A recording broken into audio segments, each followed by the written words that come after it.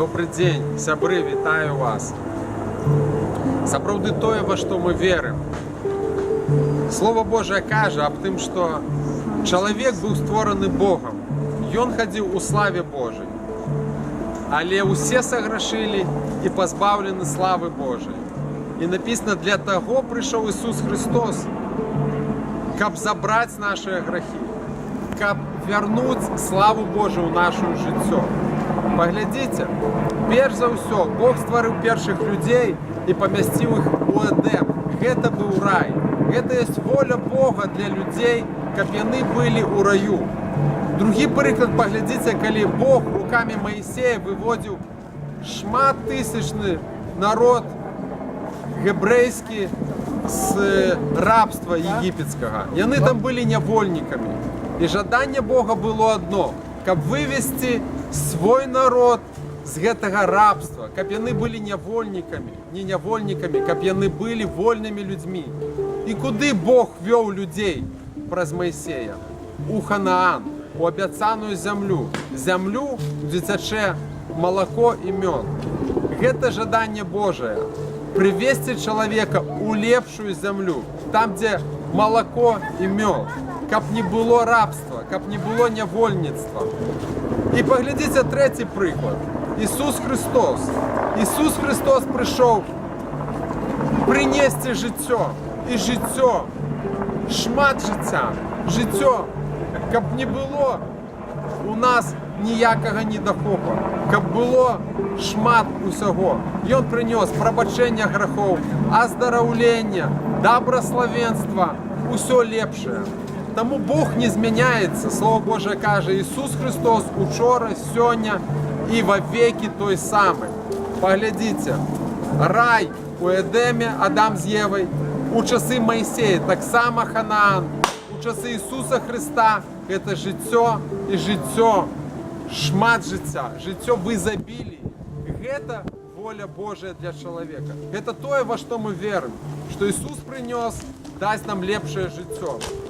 Слово Божие кажа, што мы ў вачах Бога, як овцы, якія заблукалі, якія не ведаем шляху, якія связаны ў праблемах, якія не можам выйсці ў лепшае жыццё. Бо ёсць вораг, шатан, які прыходзіць і разбурае нас. Але Ісус прынёс нам даць лепшую долю. Гэта адная частка. Тое, што мы верым, што Бог любіць чалавека. І тое, што Ён паслаў Сына Свайго Ісуса Христа, каб прынесці рай, каб вярнуць згубленымі людзьмі ў часы Адама з Евай рай. Другое. Як прыйдзе гэта лепшае жыццё у нашае жыццё? Праз прыняццё Ісуса Христа Господам. Дух Святы прыходзіць да нас і пачынае весці нас і дабраслаўляць. І праграма дабраславення пачынае працаваць у нашым жыцці. І наша рэакцыя на гэта пакаянне.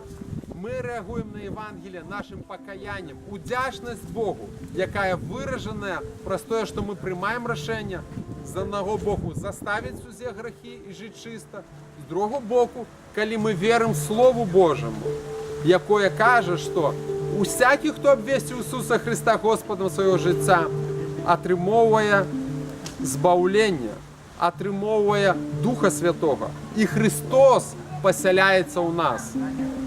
Пасялюся ў іх і хадзіць буду ў іх. Гэта кажа Слово Божие у пасланнях да Карынтыянаў і ў Старым Запавеце. Бог зноў злучаецца з чалавекам. Навошта царква, хатняя царква? Дзеля адной мэты, каб дапамагчы нам выправіць сваё жыццё.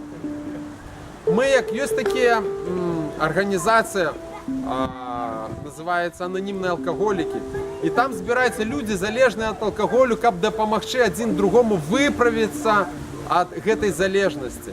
Так і царква, яна пастаўлена на тое, каб дапамагчы чалавеку заставіць старое грахоўнае жыццё, каб выйсці з граху і ўвайсці ў чыстае жыццё, у жыццё дабраславенства, у жыццё, дзе не будзе залежнасці ад гэтага міру. Слово Божие кажа, не любіце міра, ні таго, што в мире. Усё, што в мире, не ёсць ад Бога. Таму хатняя царква – гэта месца, дзе мы разам вучымся пазбаўляцца гэтай залежнасці ад Бога і вучымся любіць Бога, чуць Яго голас, хадзіць Яго шляхамі, месца, дзе мы дапамагаем адзін другому, падтрымліваем у гэтых шуканнях Бога і ў шляхах да лепшай долі.